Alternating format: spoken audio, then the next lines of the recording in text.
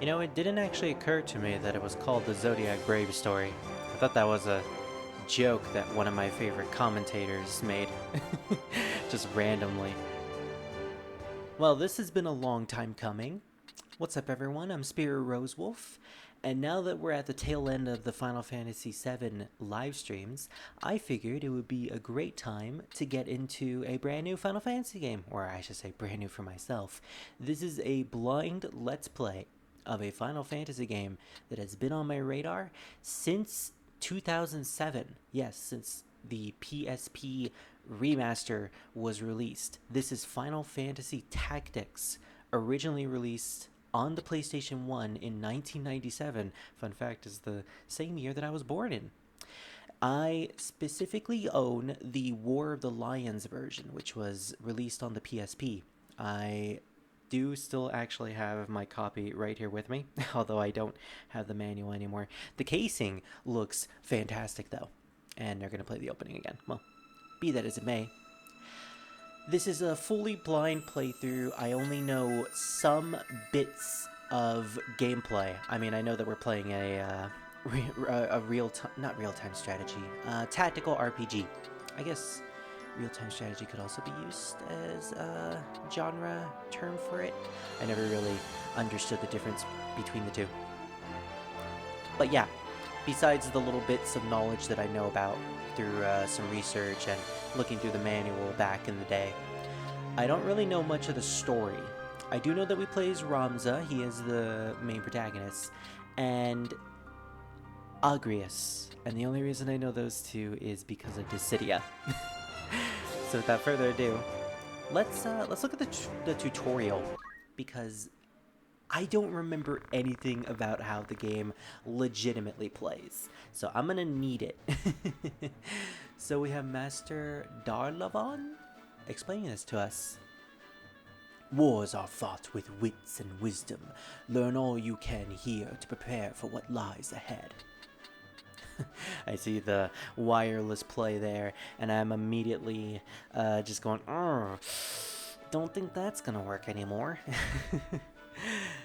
That's some information that I do know about. In fact, that some really rare and really overpowered armor pieces are tied to the wireless play. So unless I can get that to work, I don't think we'll be able to use the Onion Knight job class, which is one of the most powerful job classes in the game. So let's start with party roster. Oh, they're giving us all the information. Okay, this is going to be interesting. The party roster. This first part is pretty much just going to be tutorial splendor. Now then, let us begin the lesson.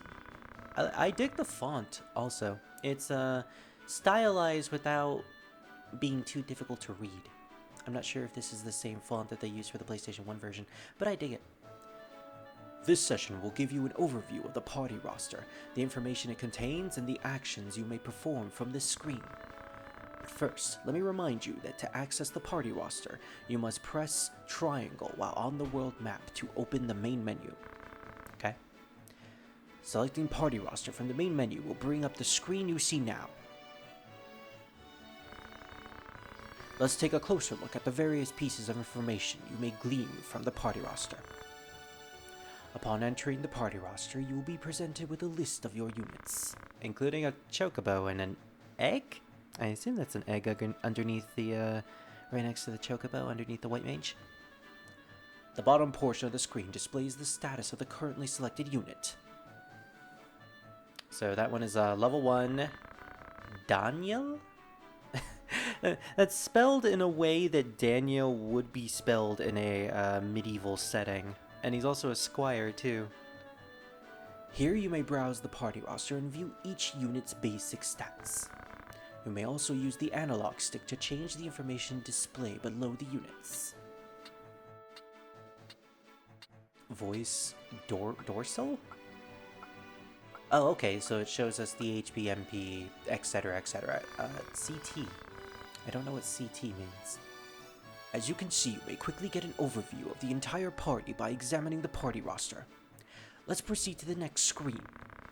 By pressing the X button, you may view detailed information about the currently selected unit.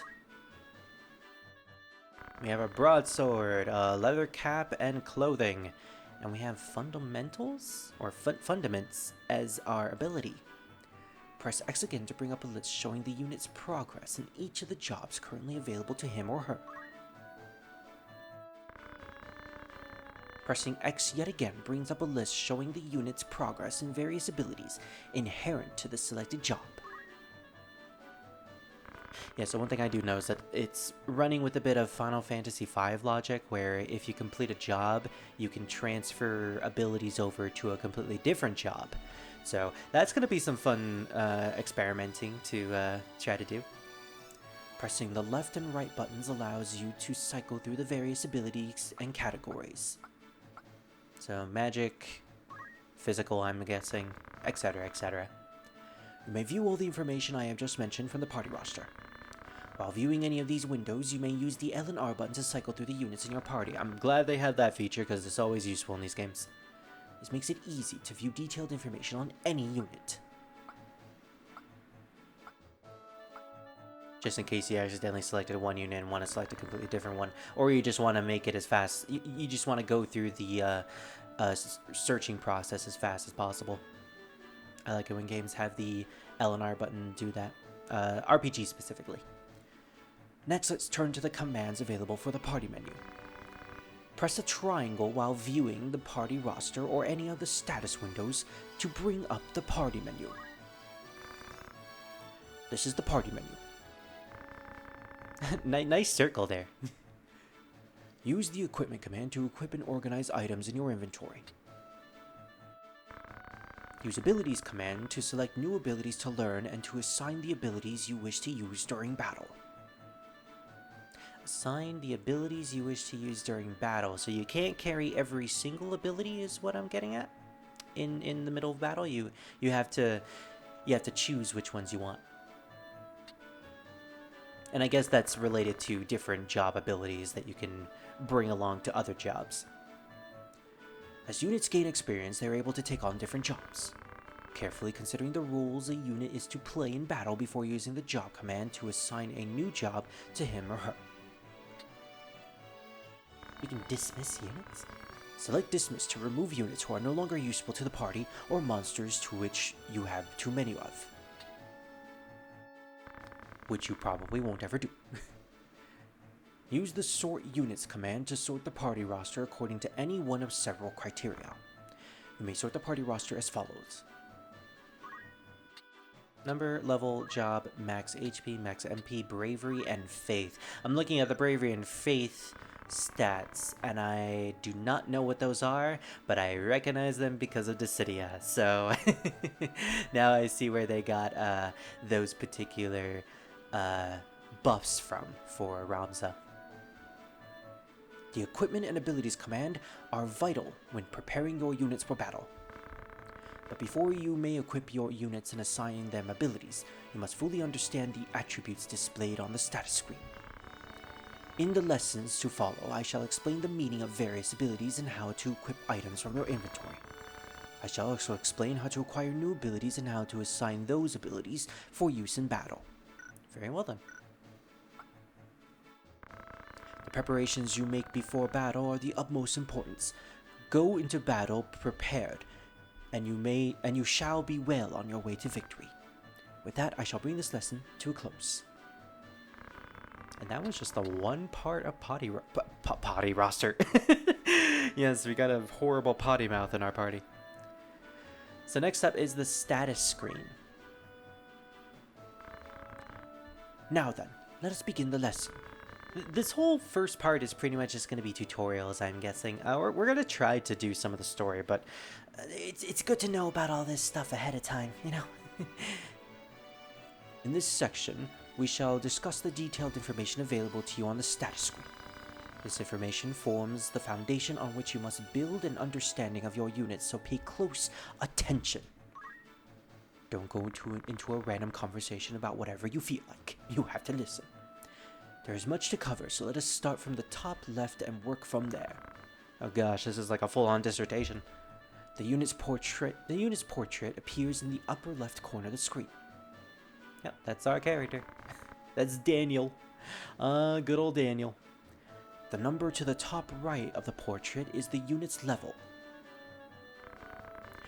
As the unit's level increases, his or her HP, MP, and speed increases, as do his or her attack and magic attributes. I noticed that they spell magic the same way they do in 12, which is very fitting, since both take place in Ivalice. A unit's level increases by 1 for every 100 experience points. EXP is displayed directly to the right of the unit's level. Okay, so just get it to 100. Good to know. Units earn EXP during battle, so it never raises. The amount of EXP you need for a new level never actually raises. I see. I'm wondering if enemies will eventually give out less and less experience points as we go along. Maybe the more levels we get in jobs, the lower the EXP rate actually becomes. I'm wondering how that's going to work out. Dealing damage to an enemy using physical or magic attacks will earn a unit EXP. However, no EXP is earned if the attack fails. The bars and numbers beneath the level and experience are HP, MP, and CT gauges. Alright, so tell me about CT gauges, because I don't know what that means. HP represents a unit's general physical well-being. As a unit takes damage during a battle, his or her HP will decrease. The left number is the unit's current HP, and the right number is the unit's maximum HP. You must pay close attention to your unit's remaining HP during battle. If a unit takes enough damage to reduce his or her HP to 0, he or she will be KO'd, and no longer participate in battle. MP represents a unit's capacity for casting spells. Casting magics consumes MP. Obviously. The more powerful the magic, the more MP it will cost to cast. Once a unit's MP reaches 0, he or she may no longer cast magics, so use it wisely. The CT gauge represents a unit's charge time. With each tick of the game clock, the gauge fills by an amount equal to the unit's speed. Excuse me, there's an in-game clock? When the CT gauge reaches 100, the unit's turn begins, and he or she is free to perform an action. Okay, so it's basically like the tactical version of the active time bar, the ATB. That's what I'm assuming from this particular description. In battle, you can get an idea of when a unit may take his or her next turn by looking at his or her CT gauge. The rate of which it increases is also affected by speed. Good to know. During actual battles, however, a number displaying the turn order appears to the left of the unit's level. Now let us examine the panel to the right. This indicator shows the side to which the selected unit belongs. During battle, the indicator color will tell you whether the unit is friendly or hostile. The number to the right of the unit's roster number, you may have up to 24 units in your party at any given time. Okay. To the right of the roster number is the unit's name. His name is Daniel. Get used to it. Beneath the name is the unit's current job. He is currently a squire. As they amass experience, units can take on a variety of new jobs. I'm going to guess that squire is like the freelancer of this game. To the bottom left of the unit's job, you will find his or her zodiac sign. Some signs are more capable with others. For example, Aries. That's supposed to be Aries? I don't know if those are original signs or if they're supposed to be real signs, but I didn't know that was Aries. I'll probably have to look this up later if they're not going to tell me exactly what the zodiac signs are. Aries is said to be compatible with Leo. Oh, that's true. And, they're also compatible with Pisces in some examples. This compatibility determines the effectiveness of the attack and magic. So it's like a rock, paper, scissors mechanic in a way. If you're compatible with one zodiac, then your damage is significantly increased against that zodiac. Attacking a component with a compatible sign will deal greater damage. I should have let him explain the rest of it. That's why I told you not to go into random conversations. Likewise, damage to opponents with opposing signs will be reduced. But doesn't that mean their damage will also be reduced when they attack me? Maybe. To the right of the unit's sign, you will find his or her bravery and faith. Alright, tell me all about this. A unit's bravery has various effects in battle. The higher the value, the more brave a unit is, affecting bare-handed attacks and the use of reaction abilities. A unit's faith indicates the strength of his or her belief in the divine. The higher this value, the more profound the unit's faith and understanding of mysterious phenomena beyond the normal human knowledge. As such, faith affects both the potency and success rate of magics. So bravery is physical, faith is magic. Got it. This brings us to the panel in the left and to the middle of the screen. The unit's move attribute indicates the number of tiles the unit may traverse in one turn, because this is, after all, a tactical RPG. However, some terrain is more difficult to traverse. Crossing one of these tiles requires the effort needed to cross 2 normal tiles. A unit's jump attribute indicates how high and how far the unit may jump. Units may jump vertically to a height, h, equal to their jump, and horizontally a number of tiles equal to half their jump. Speed indicates a unit's quickness. Since the CT gauge fills in increments equal to the unit's speed, the higher a unit's speed, the sooner his or her turn will come. In other words, the higher a unit's speed, the faster it is and the more often it will receive a chance to act. The value for move, jump, and speed are determined by a variety of factors.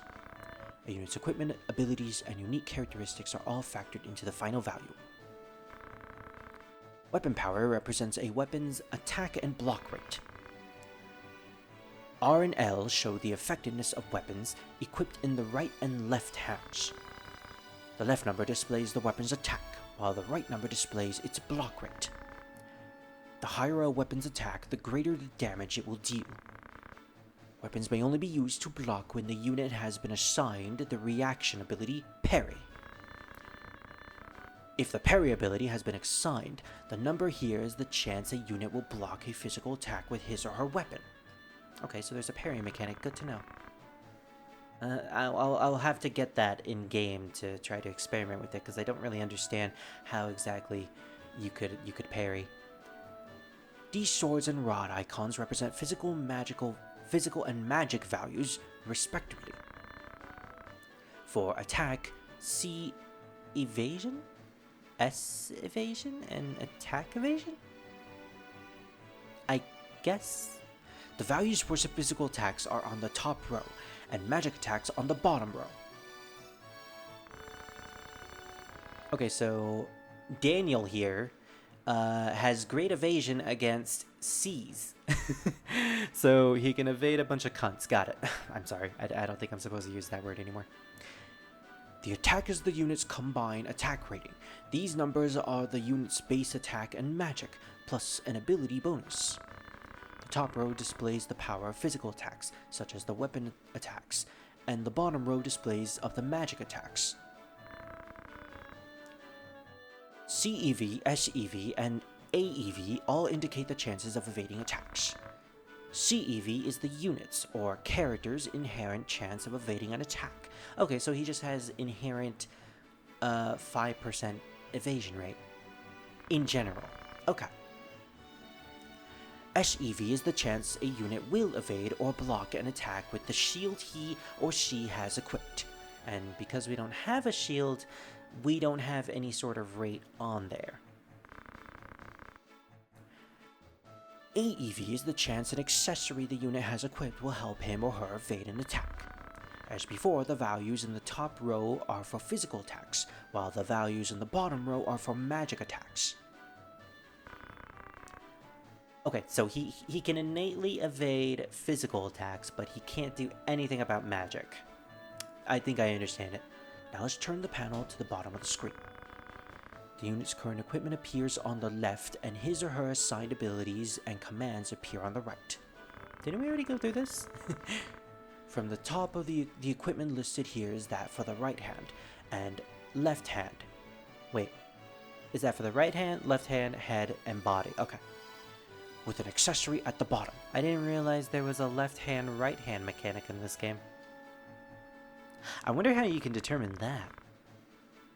Will characters innately start with a dominant hand? Okay, apparently I just realized that the fast forward feature is in fact on my controller. Apparently the R2 button on my Xbox controller can increase the speed of this game, so I'll have to remember that. The abilities and commands are listed on the right, beginning with the default job command. Below that are the optionally assigned job commands, reaction ability, support ability, and the movement ability. Now you know all about the information available to the status screen. It is very important that you review your party's capabilities and level of advancement before entering battle. Understanding the meaning of these attributes is the only way to have a firm grasp on each unit's strengths and weaknesses. With that, I shall bring this lesson to a close. We aren't even halfway done. Alright, equipping items. Let's get this over with, Darlavon. Or Master Darlavon, sorry.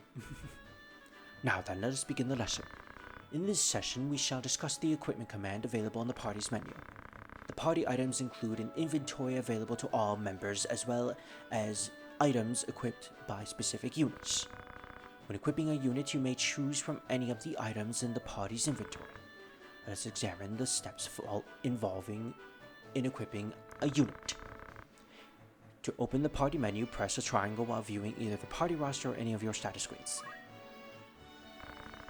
Select the first option, Equip. I'm probably going to have to make use of the optimize feature since it's already there, and I love optimizing. Unless there's a specific accessory that I want to equip. The screen changes with the equipment menu on the bottom right and the unit's current equipment on the bottom left. As with the status screen, you may cycle through the unit using L and R. Yes, I would love to switch the doors. Now let's examine the commands one by one. Equip allows you to select an item from the party's inventory and outfit the currently selected unit with it. Let's give it a try by start and selecting equipment. Okay. Next, move the cursor to the spot you wish to equip. I'm not moving it, by the way. It's doing the tutorial for me. For now, we will change the equipment in the right hand. But which one is the right hand? A list of items that may be equipped in the right hand appear. Items that are grayed out cannot be equipped by the unit's current job. Yeah, so a squire can't equip a ninja blade, it seems.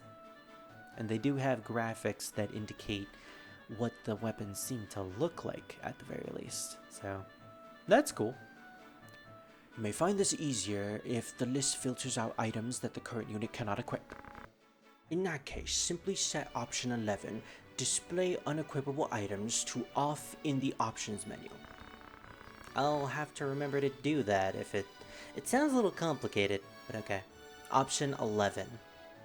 The equipment list displays all items, including those in the party's inventory and items that are currently equipped. Even if an item is not grayed out, it may not be equipable if other units in the party have already equipped all of that item. The number of each item currently equipped, equip, and the total number in the party's inventory appears beside each other. Let's attempt to equip a longsword. Moving the cursor to an equipable item displays the change in attribute that would result from equipping that item. Equipping the longsword will raise weapon attack by 1 and block rate by 5. Equipping the dagger, however, would lower weapon attack by 1. Remember that attributes displayed while selecting equipment are not the weapon's actual and block rate, or actual attack and block rate. Rather, these numbers show the relative strength of the selected weapon against the unit's current equipment. And it'll be different once we actually fight enemies and gain their gain the knowledge of what their attack and hit rate is. There, we have successfully changed the unit's equipment. Press circle to leave the list of the unit's current equipment and return to the equipment menu. Yeah, optimize. Using the equip command requires that you carefully watch what changes in every attribute, which may be time consuming. To save time, you may select optimize to automatically equip your unit with the strongest available item in the inventory. That's probably what we're gonna have to do. Yeah. Oh, it even shows us exactly what it's gonna change. It was like Jan is gonna get a longbow. And a reflect ring too? Oh, we're just spoiling her. A list of the strongest items that may be equipped by that unit appears, and you will be asked to confirm the changes. A panel showing any changes in the unit's attributes also appears, so you may refer to this while making your decision. Although the automatically selected equipment is, for most purposes, the strongest available, you may wish to change certain alignments. Wow, I'm definitely reading this wrong. Basically, he's just telling us if there's a change that we don't necessarily like due to the attributes tied to the equipment, we can always just change it through manual changing. In this case, it is preferable to go back to the adjust only the individual piece of equipment you wish to change. Now, if you may draw your attention to what we have just equipped in this unit's hand. Because the longbow is a two-handed weapon, it is equipped in both hands. Let me take this opportunity to go into a little more detail on choosing equipment for the unit's hands. Generally speaking, units will carry a weapon in one hand and provided they may equip it, a shield in the other hand. And this is where the shield evasion comes in. Oh, wow, that's a huge evasion rate, actually. That's like a 10% chance to evade physical attacks. Not bad. Two-handed weapons such as bows or axes will be automatically equipped in both hands.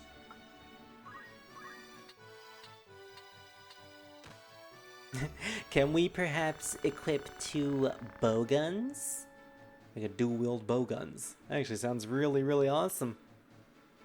We could pull a Leon Schur around here. But if your unit has double-handed assigned as a support ability, certain one-handed weapons can be wielded with 2 hands. 2? You're telling me I can equip 2? Wielding a one-handed weapon with 2 hands deals significantly more damage. The dual-wield support ability provides another exception to these rules.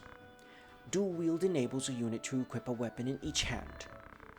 With the exception of the ninja, units must have dual-wield assigned to them in order to equip 2 weapons at the same time.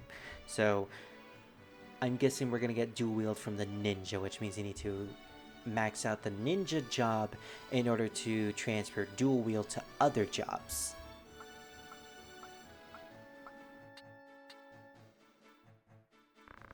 The remove command allows you to unequip an item from a unit. Simply select the equipment you wish to remove. Pressing the left button before confirming your selection will select all of the unit's equipment.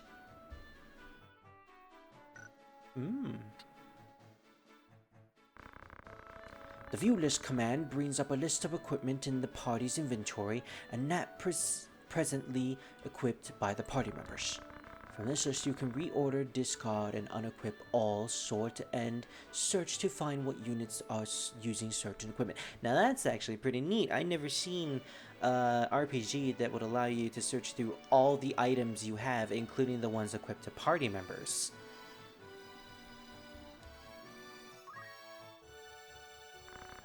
And then it tells you like who's equipped to it. That's a good mechanic. This is the equipment list. Detailed information about the currently selected equipment appears at the top and bottom right of the screen. So you can just see the stats if you want to. You may cycle through the different equipment categories by pressing left and right buttons. The leftmost category contains equipment held in hand. Next is the headwear. The center category is the clothing and body armor.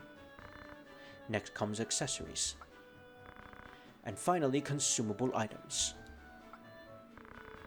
Weapons and shields are held in hands.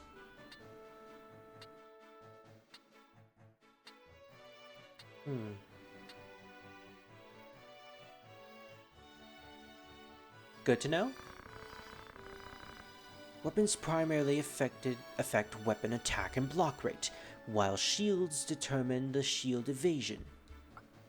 S evasion. Okay, now the S starts to make more sense. Helms and hats are those types of equipment worn upon the head. Equipment worn upon the head primarily provide boosts to HP and MP, or MP. Clothing, armor, and robes are equipped on the body. Equipment worn upon the body generally has effects against an increasing HP and MP as well. We're actually going through every single aspect of what each equipment does. Okay. Accessories include capes, rings, arm guards, gauntlets, boots, and the like. Wow, we need an accessory slot just to wear shoes? Let's just see if the shoes are actually useful in this game. Accessories grant many different effects. Some boost certain attributes, while others protect against status effects. Oh, Phoenix down. Consumable items may only be used during battle and disappear once they are used.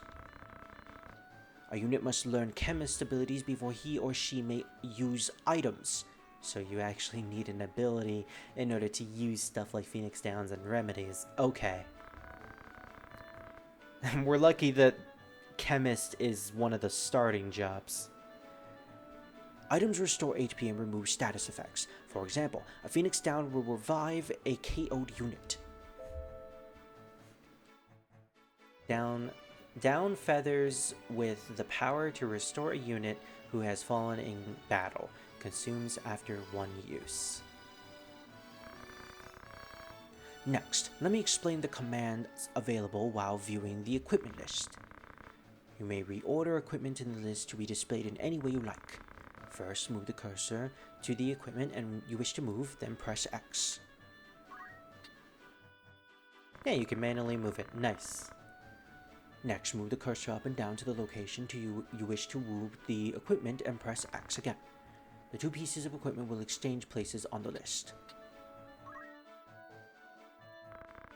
Now I shall explain how to search for units who are using a certain piece of equipment.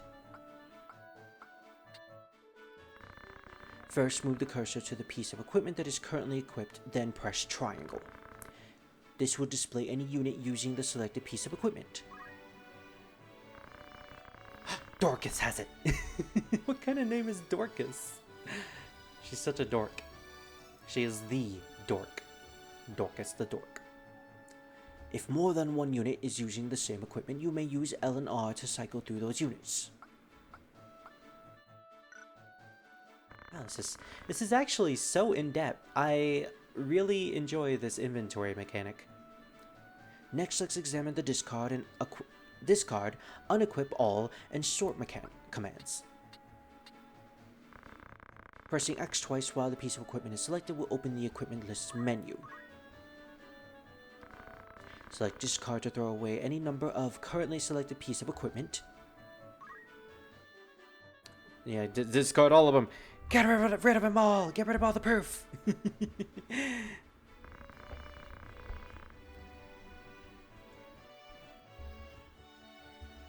Unequip all will remove the selected pieces of equipment from any in the party who has it equipped. Okay, so that way we can just immediately start over with equipping everyone. Man, if only Final Fantasy VII had that mechanic with the equipment, would have made trading party members just to get rid of their accessories and armor way less tedious. Sort allows you to set the order in which equipment is displayed by selecting from a list of criteria.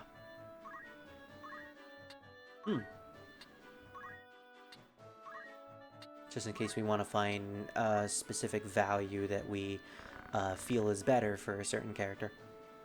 There's little else to say about the equipment list. Can we please have an explanation about the egg? And so our discussion of equipment has reached its end. Equipment is very important matter, so kindly take what I have to say to heart. With that, I shall bring this lesson to a close. Okay, so tell me about job advancements. I believe I know about this, but just to be safe. Let us begin our lesson. In this session, we shall discuss jobs. There is more to battle than merely swinging a sword. There are many different roles to be played in battle. A unit might master the use of several weapons, or use magic against many enemies at once. A unit might also use magic or items, or assist the other members of the party. Depending upon your role you wish a unit to play, you may assign him or her a different job with varying skills. For example, a chemist is skilled at using recovery items such as potions. An archer may equip a bow to attack from afar. Let's discuss how to change a unit's job. First, you must open the job status screen. The job status screen is accessed by pressing the X button on a unit's status screen. This is the unit's job status. On the job status screen, you may check which jobs are available to that unit and how advanced the unit is in each particular job. The job listed here are all the jobs currently available to the unit. Also listed is each job's level. You can unlock new jobs by raising levels of the unit's currently available jobs. For example, once a unit has become a level 2 squire, he or she may become a knight. To reach the next level of a particular job, you must raise the total job points for that job. Okay, so total 117 for Squire. Next is 200 points. And total JP, I'm guessing, at the right. Oh, okay. Total is probably the total amount of all job types, job points they have, and then JP at the right. Why am I going through the process of considering what they are when this guy is just gonna explain it all to me? When the total job points of a particular job reach the number under next, its level will increase. There are two ways of obtaining job points on the battlefield. Firstly, a unit may obtain job points for his or her current job by participating in battle. In addition, units may obtain job points through the actions of their allies. This will give the unit a small number of job points for whatever job the applied unit has. Thus, as a generic rule, units may gain job points by simply being on the battlefield or by performing actions there. The JP column on the far right displays the remaining job points for each job. It also tells us where we are in the JP servers. The points on the far right are the remaining job points you may spend on new abilities. Each job has its unique set of abilities, including various skills and magics. These may be learned by spending job points. After spending job points, the remaining points are listed under JP column.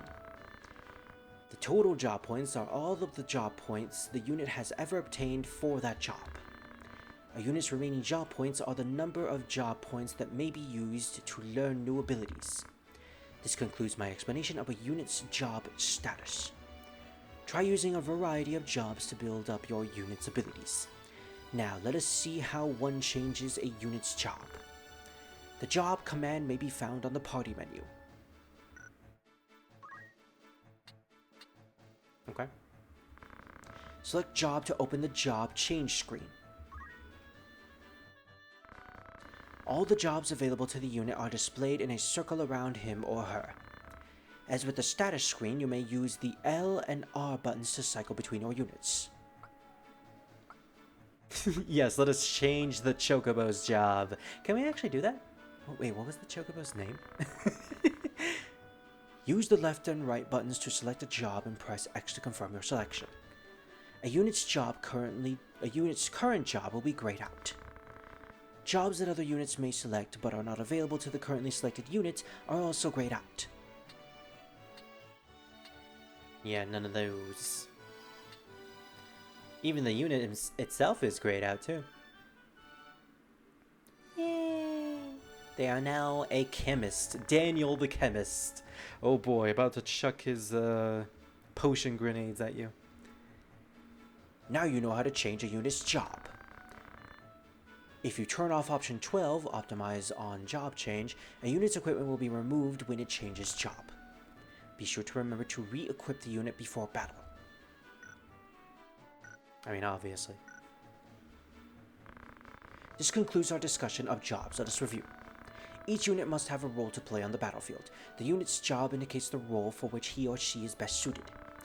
The unit's abilities available to each job are learned by using job points, which are obtained by performing actions on the battlefield. You may unlock new jobs for a unit by leveling up the jobs currently selected available to him or her. Try using a variety of jobs to build up your own units, abilities, and make them more useful on the battlefield.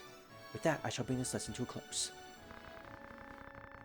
So with that said, I did actually do some research about this game beforehand, before we started playing, and the only thing that I wanted to research about was jobs. Like what abilities jobs might have, what jobs I can potentially get, what jobs lead into other jobs. I didn't do much research. I mostly just skimmed for like, okay, these characters I'm going to use as my custom characters. How am I going to give them... How am I going to build them? What jobs are they going to have? What am I going to do with them? If I realized the game was actually going to give me an in-depth tutorial telling me about all this stuff, I wouldn't have actually bothered doing any research. So, oops. This actually seems like a really fun game to go in completely blind, not knowing anything. In this session, we will be discussing abilities. When a unit takes on a job, he or she can learn the abilities available to that job. As the unit progresses in his or her job, more and more of that job's unique abilities will become available. Allow me to explain the various types of abilities and how they are used. First, let us open the ability status window. It may be accessed by selecting a job from the job status window and pressing X.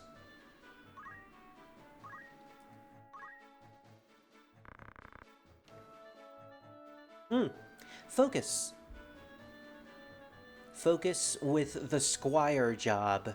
Something tells me that Ramza in Dissidia is innately supposed to be a squire. That's good to know. This is the ability status window. Here you will see a list of abilities offered by the particular job and whether or not they have already been learned by the unit.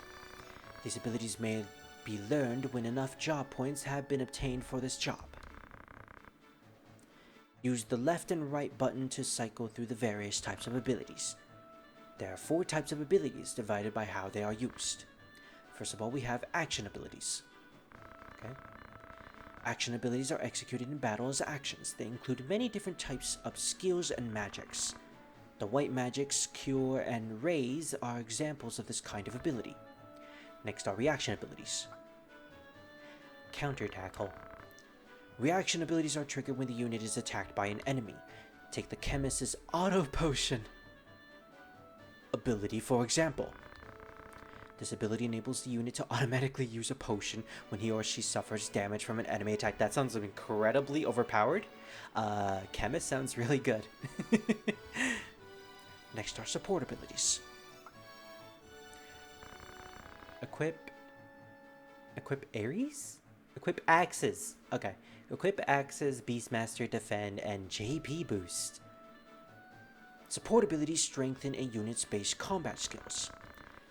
They may allow the unit to equip different types of items or increase offensive and defensive attributes. For example, equip shields and arcane defense are both support abilities. Finally, we have movement abilities.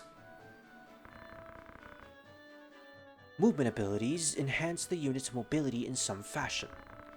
They may increase the distance at which the unit may move, or add a special effect to his or her movement. For example, of this type of ability are Move Plus and Life Font, which restores HP to the unit whenever it moves. A unit may learn these abilities by using the job points saved up for each job. The number in the lower GP column is the number of job points required to learn that ability. This is the number of the job points available for learning the job's abilities. When an ability is learned, its job points are subtracted from the amount. To get more job points, you must take the unit into battle. Additionally, a job level is determined by the number of total columns. This is the total JP the unit has earned for that job. You will need to look at the rightmost column to see how many job points are actually available to spend. Okay, so it's a type of currency that we can spend to get abilities. Interesting. Now then, let's try learning a new ability. First, choose abilities from the party menu and access the abilities menu. Learn. Choose the learn command. I want to learn something. Choose the job which you need to learn an ability from. We actually have a lot of jobs, it seems. Next, use the left and right buttons to cycle through the 4 types of abilities. Only the abilities in black may be learned by the unit. The grayed out abilities cannot be learned because the unit does not have enough job points. Wow, we need to actually buy permission to use these items? So we can't actually use an antidote until we learn it. Interesting, okay, and the chemist is the only one who can use items. So we're probably gonna have to make use of the chemist abilities. This unit just learned the antidote ability. The abilities you have learned will have learned displayed next to them in the JP cost column. Next, let's examine how the abilities are used in battle. Action abilities may be selected as actions on the battlefield. To do this, first select Act from the battle menu. Action abilities are listed as subcommands after selecting Act. Next, select one of the action abilities within that category. For example, the action abilities for the White Mage job appears under White Magic's job command. If a unit is a White Mage, White Magics will always be available. In other words, action abilities that the unit has learned from his or her current job will always be available to the unit. Look at the panel in the bottom left corner of the screen. The first icon represents the job command for the unit's current job. Arts of War. This command is fixed and cannot be changed. However, notice that there is another space with the same icon just below that. Here you may place the job command of any job currently available to the unit. Once you have done this, that job's abilities will also be usable in battle. To select the job command to place here, use the Assign command on the abilities menu. When you select Assign, the cursor will move to the panel on the left-hand side of the screen. Press X to select a different job command. Select from amongst the choices on the list. Do remember that although this is a list of all jobs available to the unit, the job may not have learned some of those job abilities, or the unit may not have learned some of those. Take care when making your selection. 3 icons under job commands represent other types of abilities. Third from the top is the unit's reaction ability, followed by the support ability, and then the movement ability. You may assign one of the abilities the unit has learned of each of these slots using Assign command, so you can only use one of each. Interesting. Counter Tackle, JP Boost, and Jump 3. Unlike the first job command, these abilities are not automatically assigned when changing the unit's job. You may choose any ability the unit has learned from these slots, regardless of his or her current job. However, some jobs have special innate abilities that need not be assigned. For example, a ninja may use 2 weapons without being assigned the dual wield ability, because it's innate to them. There is no reason to assign abilities that overlap with the unit's innate abilities, so they cannot be assigned to the player. Thus, units are not limited to their current job abilities. By using the Assign command, they may use previously learned abilities too. This allows you to create units with a wide variety of abilities that should prove useful on the battlefield. You can pretty much customize your units to be however you want in this game, it seems. Yeah, it actually has a lot more customizable features than Final Fantasy V when it comes to your units, because with Final Fantasy V, you can only equip one command to your unit. And I think there were also some extra buffs that you could equip too, but I could have sworn it's only one extra command from a completely different job. Do your best to learn many abilities and to select the ones that will be most useful to you in your particular situation. With that, I shall bring this lesson to a close. Friendly monsters. In this session, we shall discuss monsters. Monsters can join your party and fight for you in battle. Although monsters are treated much the same as human units, there are significant differences between the two. Like the fact that one of them is an egg. Oh my gosh, I love the chocobo design in this game. Edothea. Edothea the chocobo. It has decent bravery, but it does not believe in God, apparently. Choco cure? Firstly, monsters are unable to equip items. It's just a chocobo. This means they are unable to use items to increase HP or other attributes. They also cannot assign abilities. It's literally just a monster. You get what you find. Thus, monsters have no way of acquiring new skills. However, all monsters have from 1 to 3 special skills which differ for each type of monsters. If a monster with the Beastmaster ability stands on a neighboring tile, the monster will be granted 1 additional command. Aside from these, monsters cannot use any other commands. Furthermore, they have no jobs. He is a chocobo and he will stay as one. Since they do not have jobs, they quite rightly cannot use the job command to change jobs, which means you cannot turn your chocobo into a blacksmith, although that would be pretty rad. Thus, it is not possible to shape one's monsters into multiple talented warriors in the same way you can with the human units.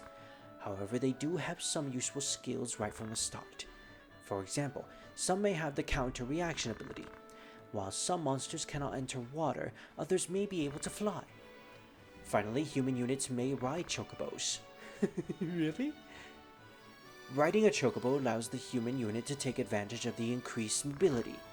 As you can see, monsters are quite different from the human units. If you take the time to train them and take advantage of their unique skills, monsters should prove invaluable companions. Yeah, he has a movement tile speed of 6. Wow. Wow. Next, allow me to outline a few points that one must keep in mind when dealing with monster allies. Monsters in your party will occasionally lay eggs. Eggs. What is this, a monster raising simulator now? I didn't realize Tactics had this mechanic. After a certain number of days have passed, the egg will hatch, revealing new monsters of the same type. These will also join your party. This is an auspicious event, but if allowed to continue unchecked, your party ranks will soon be filled with nothing but monsters. They will continue to breed. They will breed constantly and not stop. In this case, you must not think twice about using the dismiss command. You mean purposely dismiss my babies? That's so mean. We dismiss the mother but keep the child. Almost like actual pets now when you think about it. Oh yes, I almost forgot. You will not know precisely what kind of monster will appear from an egg until it hatches. Not even a chocobo? For example, a normal chocobo may sometimes lay an egg that hatches to be a black chocobo, or even a gold chocobo, but that will take hours, unless you use a specific tutorial video that will tell you how to get it in less than 40 minutes. Each species of monsters has any number of different varieties. Your new arrival may be of a kind you have never seen before. Again, I had no idea there was a monster raising mechanic in this game. Monster breeding? What the heck is this? Try to raise a variety of different types of monsters. This concludes our discussion of monstrous allies. Although monsters are quite different from human units, I'm sure that they will be useful additions to your party. With that, I shall bring this lesson to a close. Let's go with the quick help. This is the last thing we're probably going to do. The session will outline the game's help system. There's a great deal of information available to you to the party roster. You will no doubt find yourself wishing to know more about a particular attribute or ability from time to time. When you require more information, try pressing select. A help message or the help cursor will appear. So very similar to Final Fantasy IX. If you press select while viewing a unit's detailed status, a cursor will appear. Use it to select an item and press X. Okay, it tells us exactly what the thing is. Yeah. Exactly like Final Fantasy IX. A help message like the one just shown will appear. Help messages are also useful when learning new abilities. It tells us exactly what the abilities actually do. Otherwise, you have no idea what they are. Remove several status ailments. Range 1, verticality 2? Radius 1 removes blind, silence, and poison. Salve. You may also check the effects of a particular ability before your unit learns it. You may even display help messages for the menu commands. Whenever you are unsure what something means, just remember to press the select. With that, I shall bring this lesson to a close. That was a pretty fast lesson. So we could go through the battle and let's just see what he has to tell us specifically with the titles. Battlefield controls, battlefield overview, movement and action, status effects, quick help, options. Wireless is the basic stuff. So melee and rendezvous are wireless missions that you can do where you can play against other players in basically you fight against each other. It actually sounds really cool. It's just unfortunate that I can't do it with my current setup. And miscellany, the Ivalician calendar, the zodiac sign compatibility actually, charge time, turn order, casting time. Oh great! Oh, there's more. Oh my gosh, there is so much more. Outfitters, monster eggs, poachers, scanning. I didn't realize that the tutorial for miscellaneous is 43 different categories. And I thought I was gonna go through all of the tutorial section in the first part. Okay. We've gone over an hour. This is probably not gonna be the first part. This is gonna be part 0. I'm actually going to just upload this. So my plan, I'm gonna upload this part, which is just the tutorial section, on the same day as I upload part 1. So at the very least, people can actually get a bit of the gameplay, and because I actually want to play through the game. But we are just going to skim through the Ivalician calendar. I'm not going to do any voicing. Oh, he actually just tells us. Okay.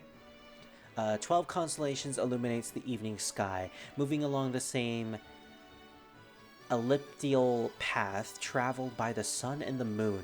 These constellations correspond to the 12 signs of the zodiac, each of which take a turn dominating the nights of Ivalice for 1 month each year.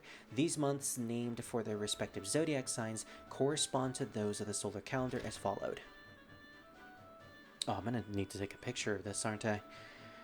Because I don't think it's gonna tell us any of this. Okay, let me get my phone out.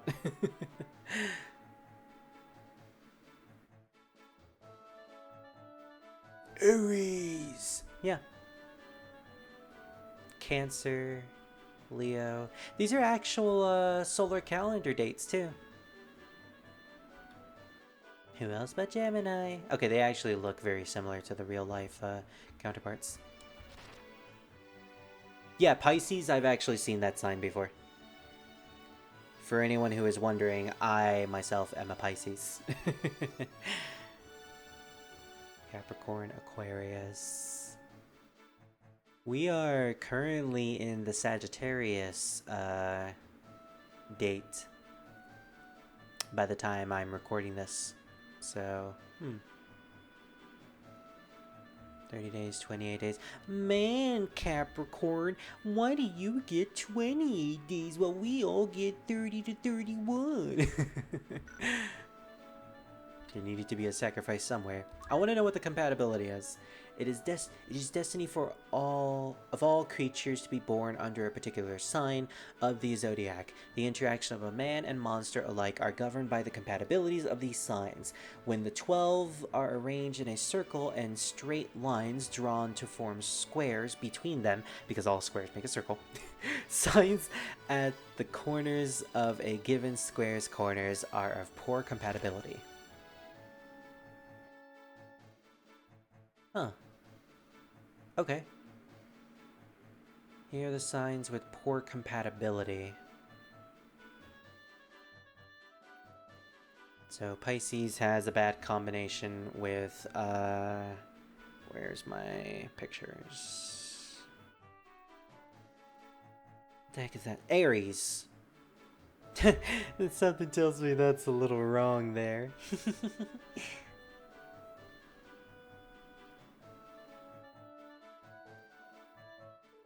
Pisces has, okay.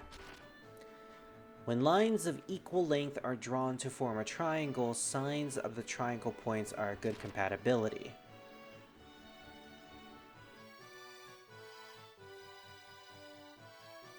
Oh, okay, you actually have to, you have to manually make the triangles yourself.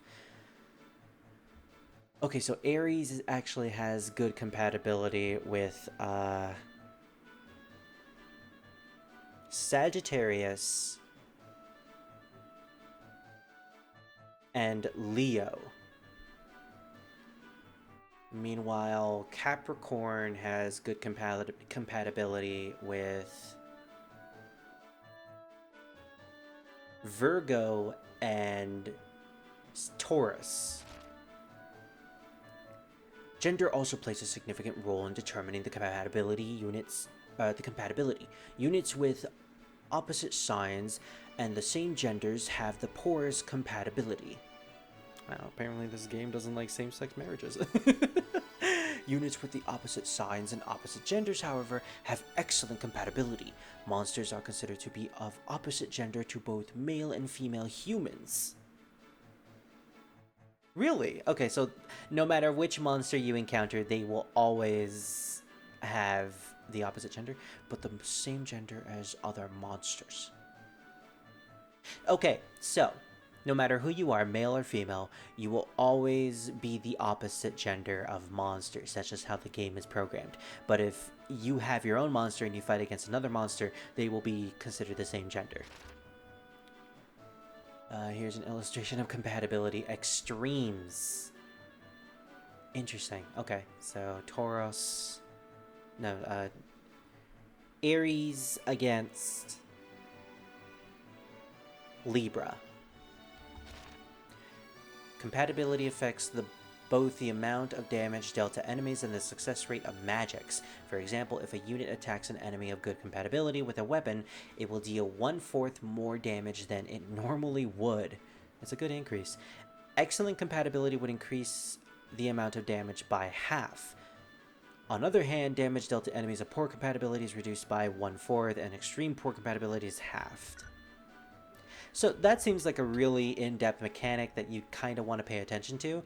I'm not really good at determining the weaknesses of 12 different signs, so that's probably going to have to be something I will write down on a piece of paper later on, and I'll just have it as a reference next to me for when I'm in battles, for when I'm in a really difficult battle. Is there anything I really want to know about? Not really. Okay, so with that said, arm yourselves with knowledge. Arm your friends with knowledge, and it will steel you for whatever you may encounter. So that was an incredibly long tutorial. I'm thinking that is going to be it for the tutorial section of the Let's Play. This is going to be part 0. And the next part we do will be the true part 1 of Final Fantasy Tactics War of the Lions. Again, I did not expect to go over 1 hour in recording just for the tutorial section. But this game is different compared to other Final Fantasy games. The fact that it's a tactical RPG / RTS. It's different. It has a new mechanic system, even though I have played Fire Emblem. From what I have seen in the tutorial, there are a lot of features that are very alien to me, because I haven't played many RTSs, so the monster mechanic took me for a surprise. The monster raising mechanic took me by surprise. The fact that they can birth eggs while in your party. But without further ado, we will continue this next time. So tune in for part 1, which will be released probably this day as this part is uploaded. But if you liked what you saw, and let's be honest, you didn't see much, tune in for the next part of Final Fantasy Tactics. So I will see you all next time, and I hope you will enjoy this Let's Play, because I know I will. This is going to be really, really fun.